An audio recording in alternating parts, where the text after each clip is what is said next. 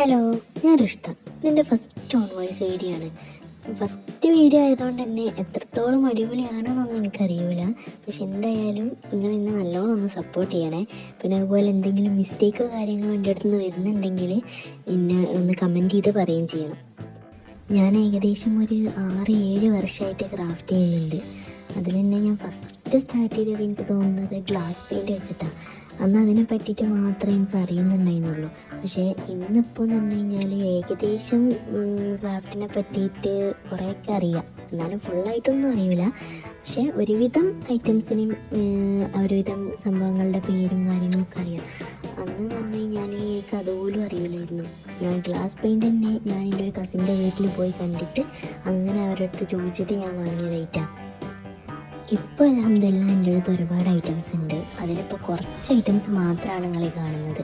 അതെന്ന് പറഞ്ഞു കഴിഞ്ഞാൽ നമ്മളെ കീ ചെയിൻ ഉണ്ടാക്കാനുള്ള കുറച്ച് ബീഡ്സും അതിൻ്റെ കുറച്ച് ഹുക്സ് കാര്യങ്ങൾ അങ്ങനത്തെ ഐറ്റംസ് മാത്രമേ ഇപ്പം ഞാൻ ഈ വീഡിയോയിൽ കാണിക്കുന്നുള്ളൂ.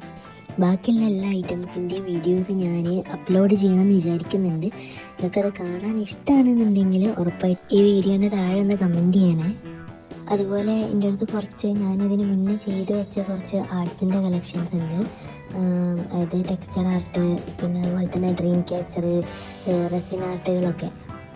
അതിൽ തന്നെ ഒരുപാട് കളക്ഷൻസ് ഞാൻ കുറേ പേർക്ക് കൊടുത്തിട്ടുണ്ട്.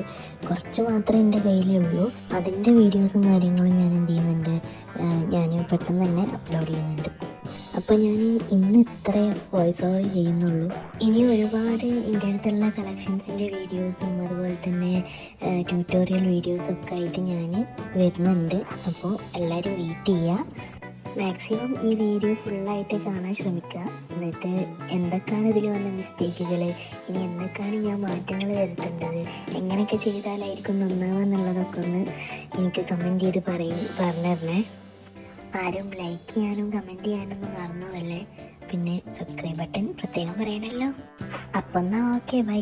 ഇനി അടുത്ത വീഡിയോയിൽ കാണാം.